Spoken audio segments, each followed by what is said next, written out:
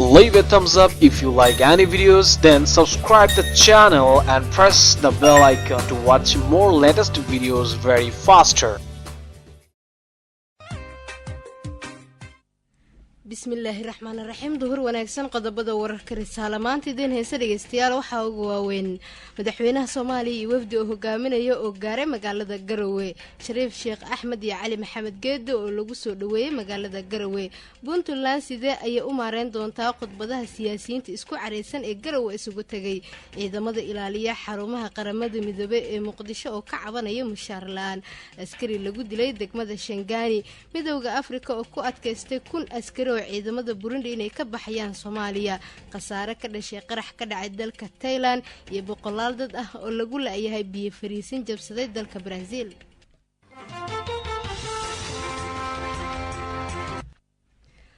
duhur wanaagsan marka la dhageystayaal waa sabti taariikhdu waxay ku beegan tahay 26 bisha koowaad sanadka 2019 intaad maqasheen qodobada risaale ugu waaweyn ay ahaayeen u diyaar garooba warkii intaas ka faahfaahsan Faisal Hanad ayaa soo saaray warkeena duhurnimo ayna ku bilownay madaxweynaha Jamhuuriyadda Federaalka Soomaaliya iyo wafdi uu hogaaminaya ayaa gaaray magaalada Garowe ee maamulka Puntland dhinaca kalena madaxweynihii hore ee Soomaaliya Shariif Sheekh Axmed iyo Cali Maxamed Geedi ayaa lagu soo dhaweeyay magaalada Garowe Faisal Hanad ayaa faahfaahinaya warkan madaxweynaha Soomaaliya iyo wafdi uu hogaaminayo ayaa gaaray maanta magaalada Garowe halkaas oo ay ku sugan yihiin siyaasiyiin fara badan iyo sidoo kale dad kale oo ajaaniba si ay uga qayb galaan xafladda caleemasaarka madaxweynaha Puntland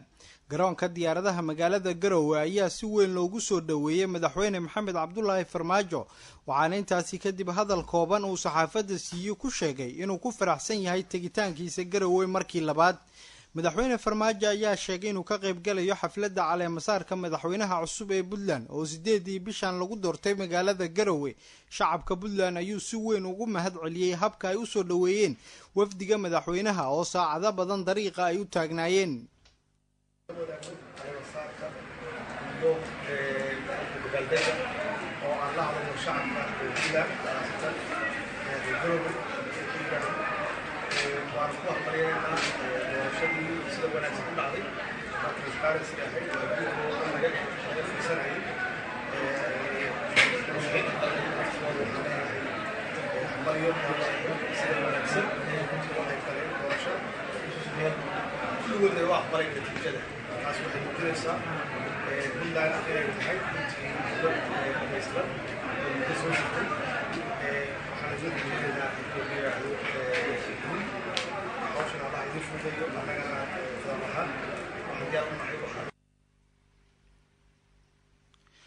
xafladda caleemasaarka madaxweynaha Puntland ayaa caawa ka qabsoomaysa madaxtooyada Puntland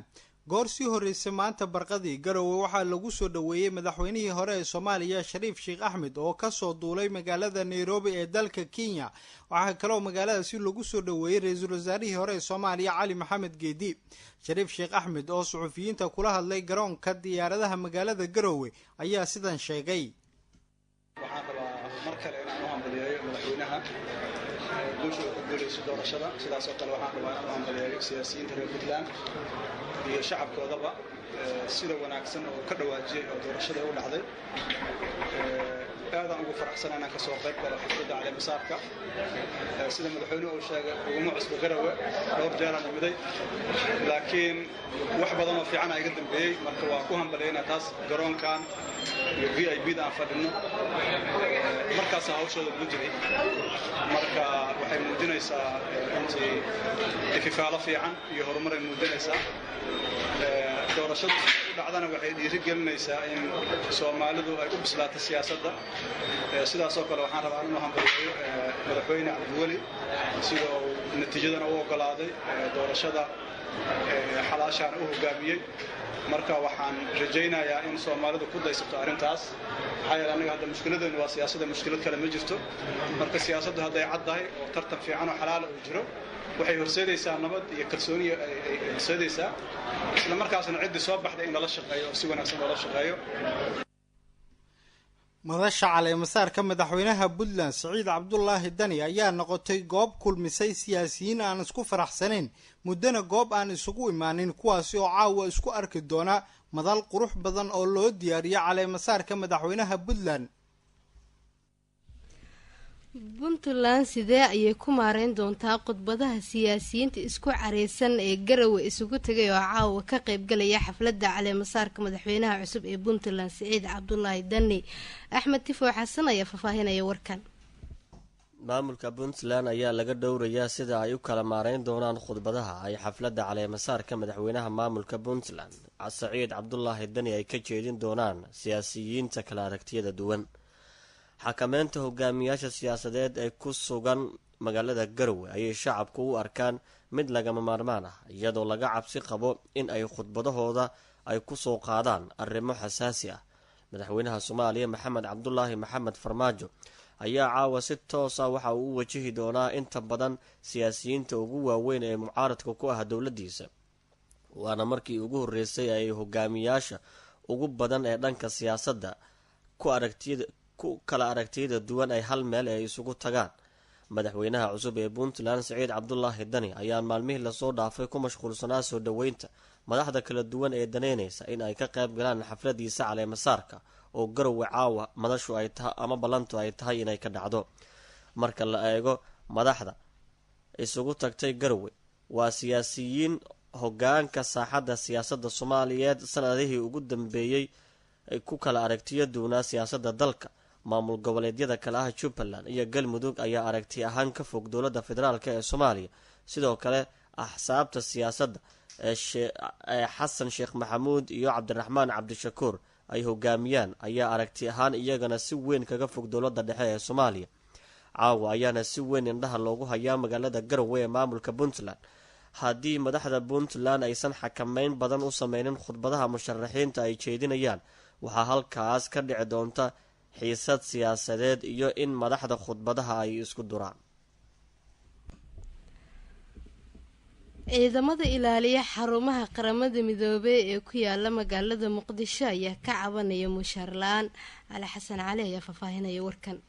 dowladda uganda ayaa wadahadal kula jirta qaramada midoobey iyada oo raadinaysa mushaarka ciidankeeda ilaaliya xarumaha qaramada midoobey ee muqdisho ku yaala. afhayeenka militariga uganda ayaa sheegay in ciidanka uganda ee qaramada midoobey aysan mushaar helin muddo 4 bilood ah oo ah bilaha abriil, may, juun iyo juulaay ee sanadii 2018. waxa uu sheegay in 530 askari oo u dhashay dalka uganda ay ilaaliyaan xarumaha qaramada midoobey ee muqdisho, kuwaas oo ka socda dalka uganda. mushaarka ka maqan dowladda uganda ee ay raadinayso ayaa gaaraya lacag dhan 2.4 milyan oo doolarka mareykanka ah. afhayeenka u hadlay dowladda uganda ayaa sheegay in dowladda uganda ay sii wadi doonto howlgaladeeda joogtada ah ee xarumaha qaramada midoobey, laakiin ay ka walaacsan tahay mushaar la-aanta askarteeda ilaaliya xarumaha qaramada midoobey ee muqdisho. dhinaca kalena howlgalka midowda afrika ee amisom ayaa ku adkeystay in ciidamada burundi ee ku jira howlgalka amisom ee qeyb ka mid ah ka bixi doonaan dalka soomaaliya. bishii diseembar ee lasoo dhaafay midowda afrika ayaa ku dhawaaqay in 1,000 askari oo ka tirsan ciidamada burundi ay ka bixi doonaan dalka marka la gaaro dhammaadka bisha labaad ee sanadka 2019. dowladda burundi ayaa go-aankaas ku tilmaamtay mid si gaar ah u carqaladeynaya iyada, waxayna sheegtay in arrintaas ay tahay arrin aan lagu qanci karin. waa madaxa howlgalada amisom ee soomaaliya oo ka hadlayay kulan looga hadlayay dardargelinta howlgalada ka dhanka ururka al-shabaab oo ka dhacay magaalada muqdisho ayaa sheegay in 28 bisha soo socota ee ciidamada amisom gaar ahaan kuwa burundi ay ka bixi doonaan soomaaliya. ciidamada burundi ee ka baxaya soomaaliya ayaa degan kuliyada jaalisiyaad ee magaalada muqdisho, waxaana bixitaankooda kadib xeradaasi la wareegi doona ciidamada dowladda ee soomaaliya. askari ka tirsan ciidamada dowladda federaalk soomaaliya ayaa lagu dilay degmada shangaane ee gobolka banaadir. wararka aan ka helayna degmada shangaane ee gobolka banaadir ayaa sheegaya in askari ka tirsan ciidamada dowladda halkaasi lagu dilay, sida ay loo xaqiijiyeen qaar ka mid ah dadka degan degmada shangaane ee gobolka banaadir. askarigan ayaa waxaa dilay askari kale oo ka tirsan ciidamada dowladda federaalk soomaaliya kadib markii intuusan dilka dhicin labada askari uu soo kala dhexgalay muran. halkaas waxaa hadda gaaray ciidamo ka tirsan kuwa ammaanka oo baaritaano ku haya sida dilka uu dhacay. wararka ka baxsan Soomaalida markaan haddii aan galno dad ayaa ku xaniman guryahooda aqallo kalena waa ay burbureen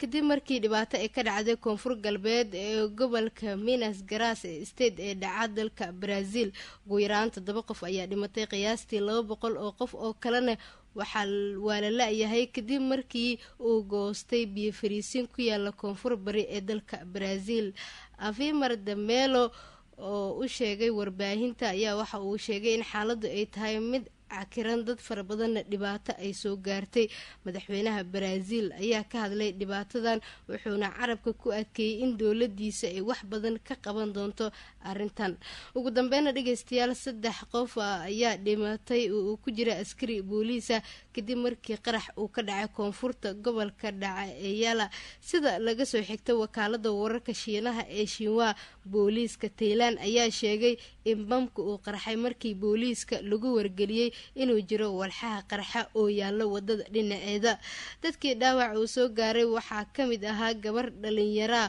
oo saarneyd mid ka mid ah gawaarida xamuulka sida ay booliisku xaqiijiyeen. Faahfaahin dheeraada ilaa iyo hadda lama helin balse waxa ay sheegeen booliiska iyo laamaha amnigaba in ay bilaabeen baaritaano dheeraada wixii ka soo baxana ay soo bandhigi doonaan. guud ahaan dhageystayaal waxaan intaas kusoo gabagabeynaynaa maanta warkii duhurnimo aad kala socoteen Rasaale Ciduseega dib waxa uu kaga heli karaa webpage-kan internetka ku leenahay ciwaankeenu yahay radio risala.com.